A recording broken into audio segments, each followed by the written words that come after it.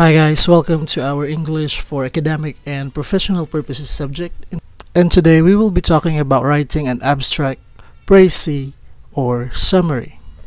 At the end of the lesson, you should be able to identify the features of an effective abstract, précis, or summary, determine the purpose and context for writing an abstract, précis, or summary, analyze the features of an abstract, précis, or summary, and write an effective abstract, précis, or summary.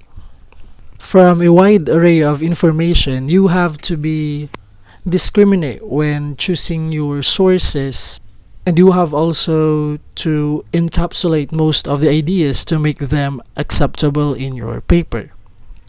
So these skills will be most applicable when you write an abstract, précis, or a summary. Texts are classified as either abstract, précis, or summary, and they are all the same.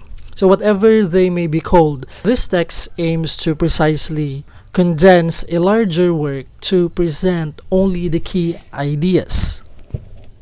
So they tell the audience the gist of what has been read, listened to, or reviewed. So meaning they are all the same in terms of purpose.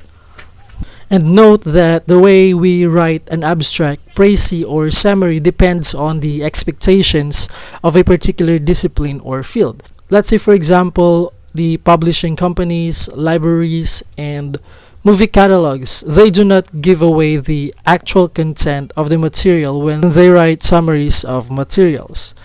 So their purpose is to simply pique the interest of the target audience. So these kinds of abstracts are called descriptive abstracts. Research papers, on the other hand, readily present the key ideas and major findings of the study. So this kind of abstract is known as the summative abstract. So between these two types of abstracts, a summative abstract is more preferred in an academic setting. Since an abstract, précis, and a summary aim to present the key ideas of the text, the general rule is to condense the information. So meaning when we say condense, we are going to make it shorter by getting the main ideas or the key ideas. So you should be condensing the information into around 15% of the original length of the text. So this is not hard and fast rule. In most cases, a 6,000 word research article for an academic journal may require only 200 to 250 words for its abstract. As opposed to simply summarizing and paraphrasing, writing an abstract or similarly themed academic texts require the writer to understand the overall thrust of the paper. Now let's talk about the structure of an abstract, a précis, or summary. Let's go to the research abstract first. So as mentioned earlier, the structure and organization of an abstract, a précis, or a summary depends on how it will be used.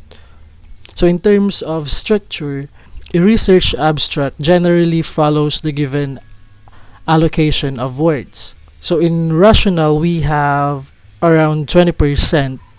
For the research problems, 10%. Methodology, around 20%. For the major findings, 40%. And lastly, the conclusion and implications, it should be around 10%. So an abstract should contain one or more paragraphs which exhibit unity, coherence, and conciseness. And also it should follow an introduction, body, and conclusion framework. Your abstract should completely summarizes the report in chronological order, and it should provide a summary of the report without any additional information, and of course, most importantly is it can be understood by a wider audience. Next, we have the summary for expository texts.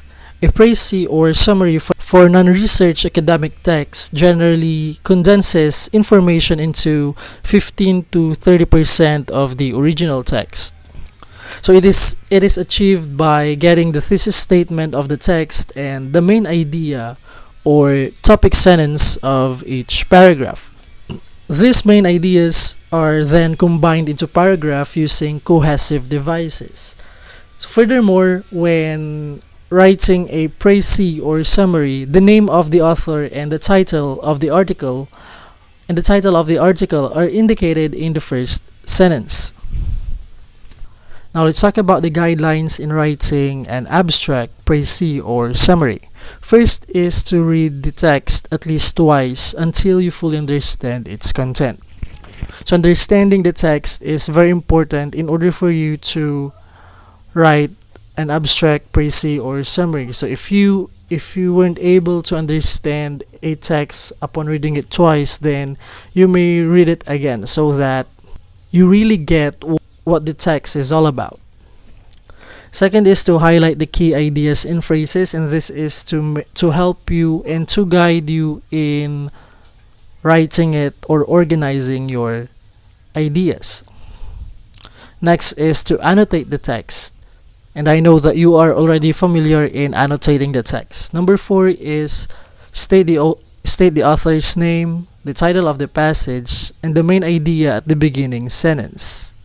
Number 5 is to use words or phrases indicating that you are presenting an abstract, précis, or summary. So we have reporting verbs, and these are the most useful for this purpose. And some phrases you can use are the text reports that the authors claim, and also the author clarifies, something like that.